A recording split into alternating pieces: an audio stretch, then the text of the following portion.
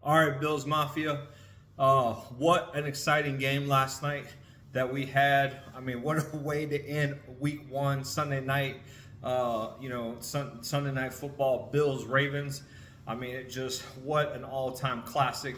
Last home opener at Highmark Stadium, and Josh Allen delivered a gem in the fourth quarter with definitely a help from Big Ed Oliver causing that fumble by Derrick Henry.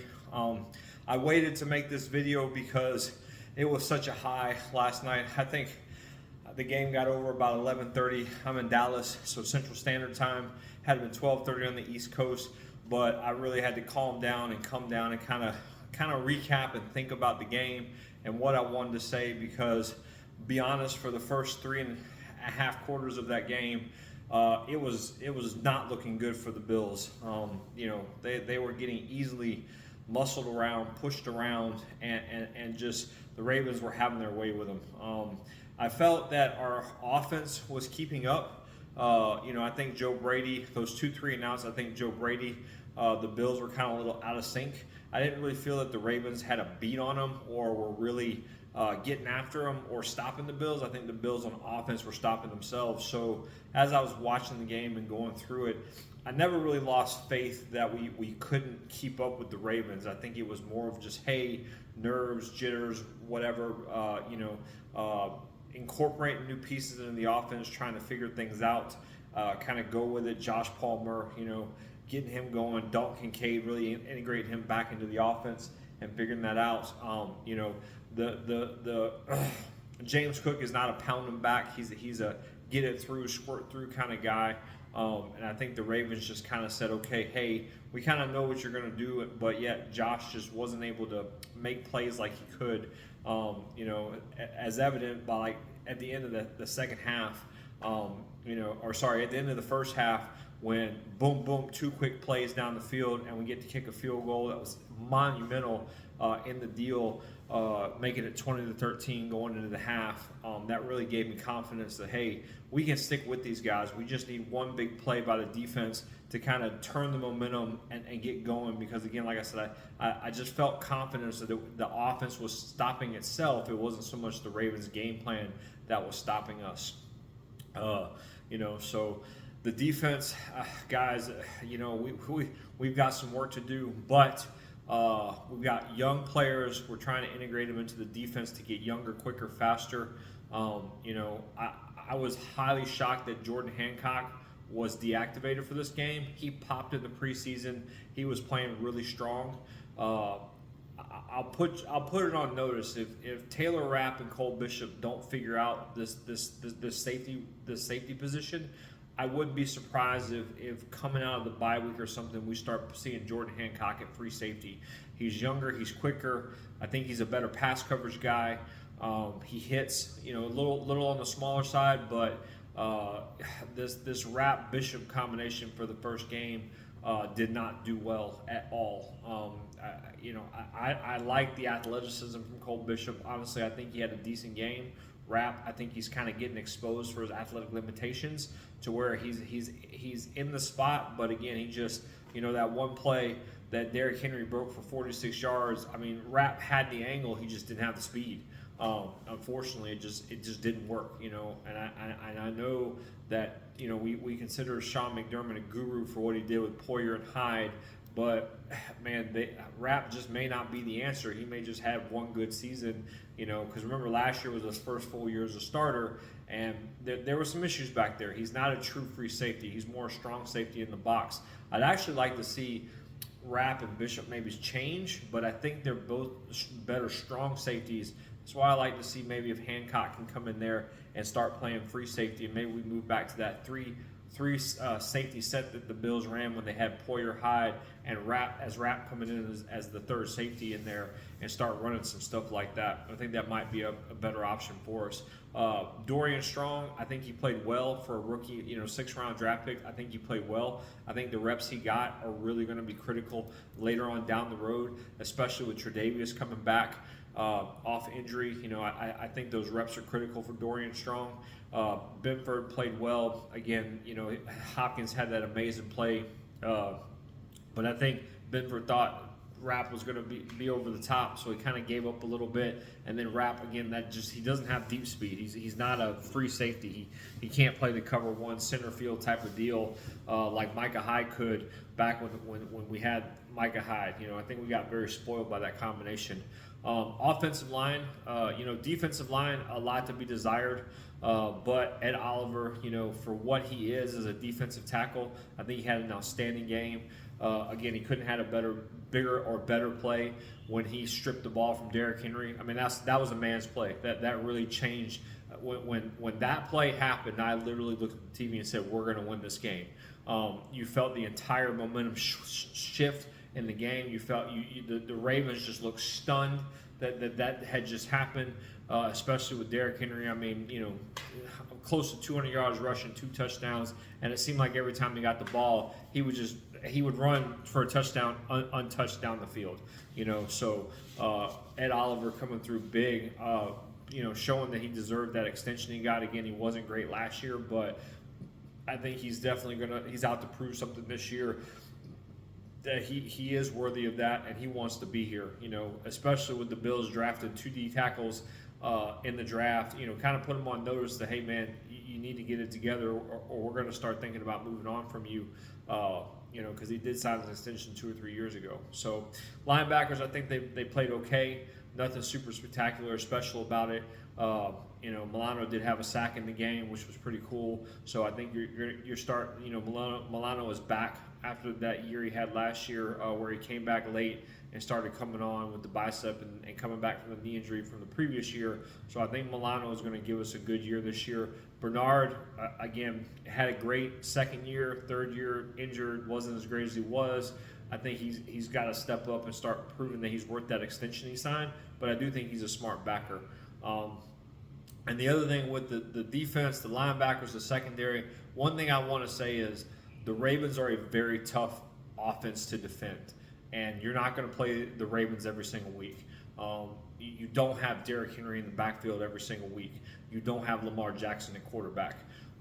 Little bit curious about the game going into next week against the Jets with Justin Fields and Breece Hall and that 3-headed running back by committee the Jets are trying to do. But I definitely feel that the defense can play with against the elite teams. They're going to struggle, but with the NFL the way it is nowadays, I don't see any the days of the 85 Bears, the 2000 Ravens.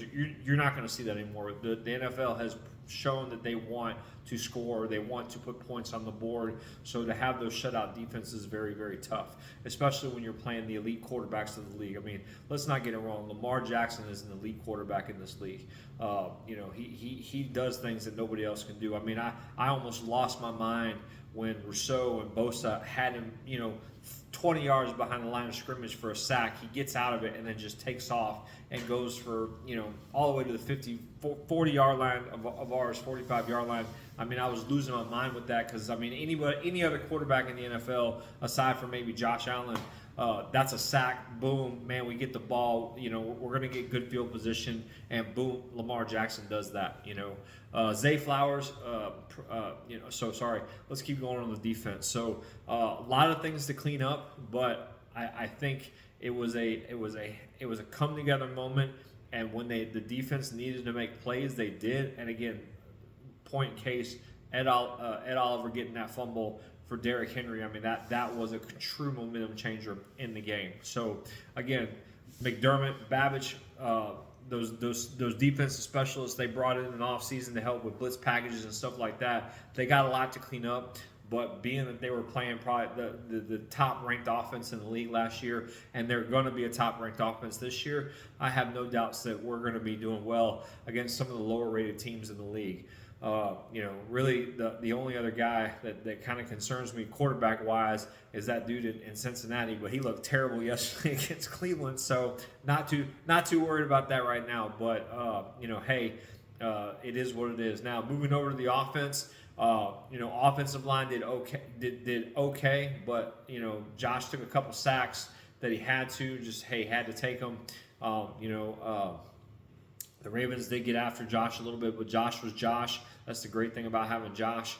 So I'll give the offensive line, I'll give them an average grade. I don't think they were super spectacular. They really didn't blow any holes open in the running game. I do like that Joe Brady stuck with the running game like he did, and didn't just completely abandon it. And kind of churned out some deals, because I think that was important to when the Ravens were really just marching down the field on the defense. Joe Brady slowed it down and kind of, hey, we're going to dink and dunk and let our defense rest, because the Ravens were just destroying Babbage's defense. So I do like that. Running backs, James Cook, man, had that huge 51-yarder catch and run. I mean, that was unbelievable. Ty Johnson had a couple good deals. Ray Davis really didn't see him in the game that much. I think he did a couple screen plays, something like that. But running backs, okay. I'll give him a average C grade. Didn't really see a whole lot of pop come from them. But again, they stayed consistent. We did have over 100 yards rushing. I mean, Josh was involved in that, obviously. But we will definitely need more out of those guys. Wide receivers, early in the game, you could see some jitters out of Josh and the receivers. They didn't quite seem to be on the right page and things like that. But as the game progressed on, especially in that fourth quarter when Josh put the cape on and started making those plays, I mean, you really started to see it come alive. And I really would like to see the Bills kind of lean into their passing game now. We know we have a running game, but I think basically now, hey, we need to lean into Josh. We need to lean into those receivers and get defenses to kind of back off a little bit. Because I think defenses now basically say, hey, we're going to bubble against you, and we're going to make you. We're not going to let you beat us with that how you did it last year, long drive, stuff like that. So I think really Josh needs to start pushing that ball. Brady needs to start pushing that ball. Keon Coleman, 8 catches, 112 yards and a touchdown. Amazing tip drill catch he did in the end zone for that touchdown. I think he should have had the 2-point conversion. Again, the cornerback, to me, forced him out of bounds. I'll have to get up on the rules about that, but to me it seemed like the cornerback ran him out of bounds and he came back in. So it is what it is. Josh Palmer, excellent catch. Had a couple good catches, drew the pass interference. I think as he goes on, I think he will improve and get better with the offense and get more chemistry with Josh. So I'm really liking those 2 outside receivers. Khalil Shakir did what he does. We know how great of a slot receiver he is. So like him. Elijah Moore had a couple plays here and there. Still looking for more from him. I think the Bills are going to move him into that Curtis Samuel role. I think that was very clear by deactivating Curtis Samuel and elevating Elijah Moore. They like his speed. They like his youth. They're going to really try to see what they can get out of him and see if he can't become that gadget player that Samuel was supposed to be for us. Tyler Shavers, he blocked most of the game on what I saw. Didn't see any catches from him. Dalton Kincaid, I like where they're going with him. Excellent first catch. I mean, he got popped on that touchdown catch on the first drive. I like what I see from him. I think he's going to start opening up that offense a little in the middle of the field and kind of go with that. So I definitely think that he's going to start to show that first round value that he was drafted at and go from there. So we drafted that third round that tight end Jackson Hawes. In the 5th round, always a blocking tight end and stuff like that. But I heard through preseason and through camp he was making some catches and kind of doing himself. Again, amazing catch to get us down to the 2-yard line to get that touchdown that Josh punched in when he jumped over. So I would say basically I think Dawson Knox, as much as we love him in Bills Mafia, I think he's been put on notice on that game that, hey, we do have your replacement in-house, and we really need to see something out of you this year to make it work and make you work that big contract that you've got, that we need, that hey, your replacement's in-house. And I think we're going to start to see more of Jackson Hawes on the field and stuff like that if he continues to make those 1 or 2 catches kind of in that Quentin Morris role that he had where, hey, Quentin did a lot of blocking, a lot of good things, and he always come through with a big catch when it was needed. So definitely liked what I saw of the tight end. So again, receivers, I'll give them a B minus. It's because of the end of the game. I think the Ravens kind of backed off and changed their coverages a little bit, which opened things up. I think they got cocky and confident, just kind of, hey, we whipped y'all, go home, and the Bills just refused to quit. Like I said, offensive line gave it an average rating, running backs average rating. Josh Allen, dude, what more can you say? I mean, the guy just does it every year. And really, I would say he's done more with less than anybody else. I wish Josh had Derrick Henry in the backfield. I wish Josh Allen had, a Travis Kelce at tight end or a Tyreek Hill at wide receiver. I think Coleman's on his way. I really like what I saw at him last night, but Josh is Josh. So A+ from Josh. I mean, 4 touchdowns, 2 passing, 2 rushing, almost 400 yards passing, 72% completion rate, just a tick under that, 394 yards, put up 269 yards in the fourth quarter alone. So really he kind of put that team on his back and showed, hey, we can get it done, which is what you're going to need in the playoffs. You're not going in and winning shutout games when you're going through the AFC. I mean, you've got some real talent out there. You're going to have to be one or the other, Mahomes and Lamar, and you're probably going to have to play them both if things work out the way they do. So again, A+ for Josh. So Matt Prater, my God, what can you say? The man came in and was perfect on field goals and extra points when they let him kick an extra point. Didn't really like the point chasing of the 2-point conversions, but we'll talk about that when we talk about coaching. The punter, man, terrible game for the punter. That dude better get it together. We're going to start looking for a punter. We just can't afford some of the trash that he put out there. So kicker, I give an A+ to Prater for, literally got off the plane Thursday, come and kick the field goals. Beautiful, big baller bean, great signing there. Punter, I give him a D. Sorry, we need better than what he produced.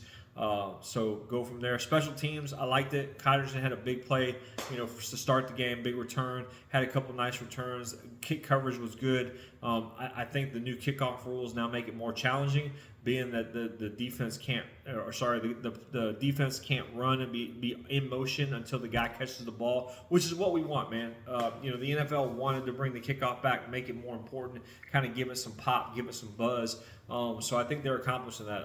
I saw a lot of kickoffs this weekend where people were returning and stuff like that. So I really like it, and it puts onus on the kickers to put it in that drop zone. I know one time that it didn't hit in the drop zone. The Bills started with the ball at the 40-yard line. So really like that. I really like the change to that rule, and I think it's going to be a good one. I think it's going to open up the offense even more for even more scoring to get that done. So, okay. Coaching, Babbage, FD, whatever you want to call it. I don't know if it was the scheme or if it was just basically the Ravens had that great of players. But this is now, we played the Ravens 3 times in the past year and a half, and Todd Monken seems to just have Bobby Babbage's bag. Babbage this is 2 games now where Babbage just has no answers for that offense, and I refuse to believe the Bills don't have good players and talented players on that defense, but they're not be putting in the right position, or basically we're not calling we're not making good calls at the right time. And basically, Monikins just eat Babbage up. So basically, Babbage, you got to get it together, man. You will see the Ravens in the playoffs again. Again, this is another playoff team putting a 40 burger on us. Glad we won, but Babbage, you've got to start putting players in the right positions and dialing up the right blitzes and stuff like that. You can have talent on defense, but this is kind of this. I go the opposite of kind of where I believe like Minnesota doesn't have great defensive players and doesn't have talent, but they have a great schemer and coordinator and play caller in Brian Flores. Exact opposite with the Bills. I think the Bills have good defensive players and good defensive talent, but Babbage has just not shown that he has the ability to make great calls and scheme against a good offense. I didn't see the Ravens do a whole lot different than they did last year, which basically, hey, we're gonna do the read option and stuff like that. Now, I did find it funny on like one of the plays, Joey Bosa crashed down and Lamar just ran around him, and then Joey kind of learned, hey man, I got to stay wide on that and trust my teammates to make the tackles and stuff like that. So Joe Brady started out weak. But as the game went on, he began to just open it up and let the offense do what it does. I think that basically, hey, he did very well. So I'm going to give Joe Brady a B+ on this and letting him. And the other thing, too, is I think the game is kind of slowed down for Josh a little bit. And so basically, as long as Josh doesn't turn the ball over and become sugar high Josh and become that turnover machine he was, I see Brady starting to let loose the reins off him a little bit and let him go get it. Now, we did have 2 plays that, hey, man, we got very lucky on. One was an interception to Josh Palmer. I think he just gave up on the play, and the Raven guy jumped for it. Luckily, the ball hit the ground before the guy could secure the catch, so that was one there. There was another play where Josh fired it to Josh Palmer, and like it almost went to Kyle Hamilton, and luckily Palmer and kind of Hamilton collided and they got it. But Josh, you know, those are those two plays. But hey, every quarterback has a couple plays he like to have back. So good on our side. So McDermott, I think again, for all McDermott's faults, and I have bashed McDermott just as much as I've loved the man. It shows a lot that team did not give up on that game. And you know, when Henry went in for that last touchdown and made it 40-25, the Bills could have easily just packed it in for the night, went home, said, "Hey, it's not our night, man. The Ravens just got us." But they stuck with it. I believe that's because of McDermott. He's got to grow as a coach. You know, you got to remember this is the Bills are McDermott's first head coaching job ever. So it's easy to look at Kansas City with Andy Reid and say, "Oh my gosh, look at what he's doing out there." But we seem to forget now what Andy Reid was in Philly and how he was losing all those games and stuff like that before he got Patrick Mahomes and took off in Kansas City. So I think this is McDermott's ninth season as a head coach. So really, nine seasons in, he makes the playoffs almost every single year. He's 5 straight division titles on the way to his 6th. He's built a great program and culture in Buffalo. Yes, I would have loved to have the 13-second game back. Terrible calls there, but you have to go through that stuff as a coach to grow and mature and become that guy. I mean, if you remember, Bill Cowher coached for 20 years before he finally won a Super Bowl, and he only won one. So it's not like there's a whole lot of coaches out there who have multiple rings. I mean, I think it's Belichick, Reid, Chuck Noll, Seifert, but really it's not like there's this huge amount of coaches that have all these rings and getting it done. Because even in Philly, Sirianni's got one, but he lost his first Super Bowl, won a second. I forget who the coach was that won that won when Nick Foles was the champ when they beat the Patriots. So you got to let McDermott grow. So I really appreciate that. Now on the other side, I wasn't a fan of the chasing points with the 2-point conversions. When we went for that first one and when we kicked the extra point and then they got the flag and McDermott decided to go for 2, I think that was a terrible decision. I know analytics and all that stuff, but points are at a premium. And so when we missed that first one, we started chasing points the rest of the game. And literally, had we just kicked those 3 extra points, we would have been up or tied, when we scored that deal. If we just kicked through the extra points, we wouldn't have been having to go for it every single time. So not a huge fan of that. But again, I believe that shows McDermott's progression and growth as a coach is because he's realized the NFL has moved to scoring. You're not going to win the old style of 10-3, 10-7, 13, 20-13. When you're playing high-level offenses, you got to put points on the board, and you got to go for it. You got to chase it. You got to go for it. You got to put your foot on the guy's throat. That Jordan killer instinct. So overall, I'll give him a B+ for this game because I think he did very well. He kept the team with it. They didn't quit. They didn't give up. They showed resiliency. They stuck with it. So, anyways, but yeah, so crazy night. Like I said, it was a wild game. Started off good for us, and then basically from I'd say midway through after that first drive, basically the next couple of drives, all the way up until that fumble. Basically, man, it was just head down, almost threw the jersey off because I was so upset. But basically, when we got that touchdown and made it 32, I knew like I said, when Ed Oliver caused that fumble, I could just see the entire shift move, and I said, hey. In fact, one of my bestest buddy, who we actually attended the Bills-Ravens divisional game last year, didn't hear one word from him. I feel so bad for him because it kind of reminded me. It's not as bad, but kind of reminded me of the 13-second game where, dude, you had it. You had it dead to rights, and there was no way we had any business winning that game. And then at the last second, we kicked that field goal. And that was the other thing too. I really liked the fact that the Bills, the way they orchestrated that field goal on the last play, to where they left no time on the clock. Literally, we snapped the ball with 2 seconds left. And we kicked it. Now, there was almost a blown assignment, so the Ravens got within a sliver of blocking that play. But I really like the fact that we kicked that field goal. We left no time on the clock. We left nothing to chance. If it goes in, we win. If it doesn't, we lose, and we move on. But I really like the execution of that and the coordination of that. So, definitely have a lot of things to clean up. But, man, what a win. Victory Monday for us in Bills Mafia. Hopefully you got to wear your shirts and stuff like that. For those of you that left the stadium, since I was actually at that stadium last year, I know what the leaving the stadium is like. So yes, it is a beast to leave that stadium. So if the game got over at 11:30, you didn't get home till 1:30, 1:30 in the morning, getting out of that stadium. And had it went the other way, it probably would have been a little bit easier. But those that stayed, I'm sure it was 2:30 before you got home, because it was probably insanity and craziness, and the parking lot was a wild time. Bills Mafia definitely had the deal going. So hey, what a way to start the season this year. Last game at Highmark Stadium. So definitely enjoyed it. Definitely panic Bills, heart attack Bills, that they give you. But definitely a way to excel. And now we hold the tiebreaker over the Ravens if it comes down to it, to where we both end up with the same record, which I think is huge, because you want the Ravens coming back. They've now lost they've lost 2 straight games at the Bills house.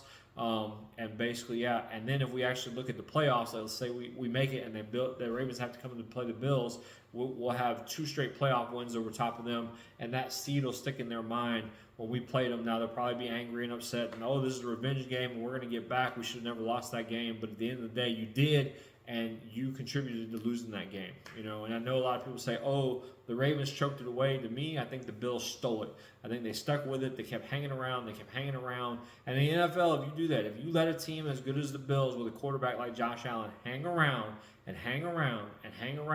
they're going to steal one out from you. We've had it happen to us. So we back early in Josh's career, when we would let teams hang around and play around with us and stuff like that, we wouldn't just put the brakes to them and beat them down. So, all right. So, anyways, we got the Jets coming up. Look forward to that game next week. It's a Sunday game, so we won't be playing on prime time like we were, but it'll be a fun time.